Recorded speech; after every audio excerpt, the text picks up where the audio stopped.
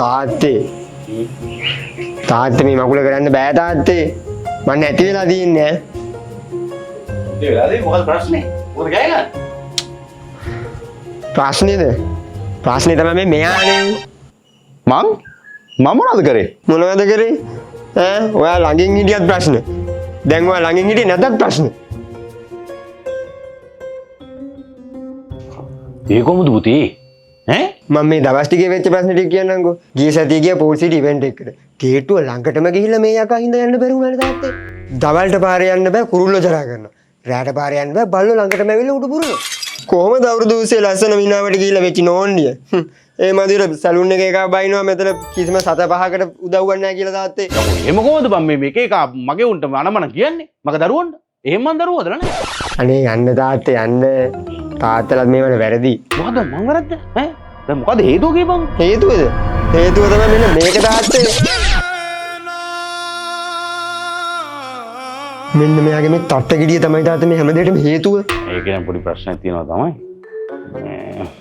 එතන ඇයි පුතේ උඹලට ඉවෙන්ට් එකට යන්න දුන්නේ නැහැ කියන්නේ? බැරි උනේද?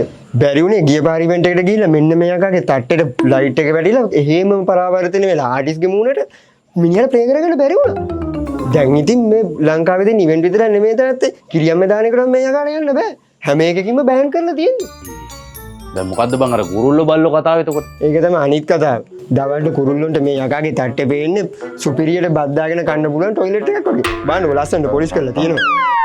රෑට ඉතින් හඳ එළිය තට්ටේට වටනවා බල්ලෝ හිතන්නේ හඳ මිදුලට ඇවිල්ලා කියලා. ඉතින් ළඟට ඇවිල්ලා පුරනවා.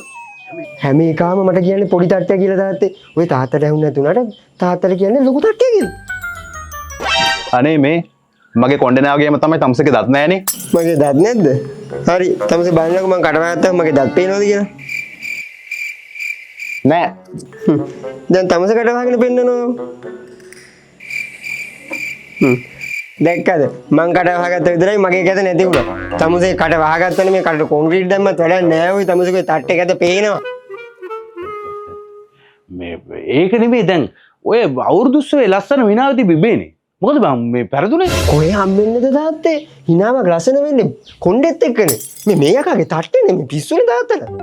මාර කතාවක් නේ බං ඉතින් මම හරියන්නේ නෑනේ. මේ කතාව වලින් වැඩක් නෑ තාත්තේ. මේ යකා හින්දා මගේ කෙල්ලක් නැති වෙන්නේ යන්නේ තාත්තේ.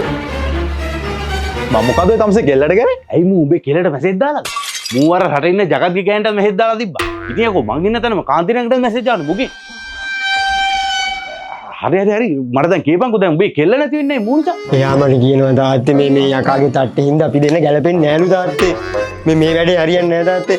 අර බාප්පට හුණියම් කරලා ගත්ත ඉඩම හරි කමන්නේ නෑ විකුල මේ යකාගේ මේ කොණ්ඩේ හිට වෙලා දාන්න. කොණ්ඩේ හිට වෙන එක එච්චර ලේසි නෑ පුතේ. නැත්තම් ඉතින් මම මීට කලින්ම මේකයි තට්ටේට මොන හරි කරලානේ. වෙන දැනක් තියෙනවා. පරිලෝ කියන්නේ. පරි. මේ මාත්‍ය මේ අපේ මේ කොල්ලගේ බලන්න වක්කලට කොණ්ඩේ ගිහිල්ලා තියෙනවා. වයසට නෙමෙයි කොණ්ඩේට. කොණ්ඩේ මවල හරි මොකක්වත් කරලා දෙන්න බෑ. අපිට කොණ්ඩේ මවන්න නම් බෑ. හැබැයි කොල්ලේ hair replacement එකක් කරලා දෙන්න පුළුවන්. අපි බලමු වැඩේ කරාට පස්සේ කොහොමද කියලා. ඒයි තට්ටයා කියලා ඔයාලට යාළුවෝ විලු කරනවද? ඇත්තටම වාගේ කොණ්ඩේ නැද්ද? එහෙම නැත්නම් කොණ්ඩේ ටික යනවද? වයසත් එක්ක කොණ්ඩේ ගිහින්ද නැත්නම් වයසට කලින් කොණ්ඩේ ගිහින්ද? මේ hair by age ඔයාලට best quality එකකින් hair replacement එකක් කරගන්න ඕනේ නම් හොඳම තැන තමයි මෙතන. ඔව් තව තැන් ඕනි තරම් තියෙනවා. හැබැයි 100% natural human hair use කරලා කිසිම වේදනාවකින් තොරව ස්වාභාවික පෙනුම සහ වැඩි විශ්වාසයෙන් quality hair replacement එකක් කරගන්න ඕනේ නම් එන්න hair by age එකට. replacement එකෙන් පස්සේ hair cut, gym, bath සියල්ල සාමාන්‍ය විදිහටම කරන්න පුළුවන්. සැලොන් එක තියෙන්නේ හරියටම පැලවත්ත ෆුඩ් සිටිය ළඟ. වැඩි විස්තර සඳහා මෙන්න මේ නම්බර්ස් වලට දැම්ම කතා කරන්න. යකෝ මේ ඉන්නේ මගේ කොල්ලා සංජලිලා බන්සාලිස් වගේ ඈ? ඒකනේ තාත්තේ. ආයේ තට්ටේ කියලා පල්ලෙන්න දෙයක් නෑ. එයා රිප්ලේස්මන්ට් වල හොඳම තැන තමයි. එයා බයි එජේ. අතන නෙමෙයි. දැන් හොඳම කෙනා ඉන්නේ මෙතන.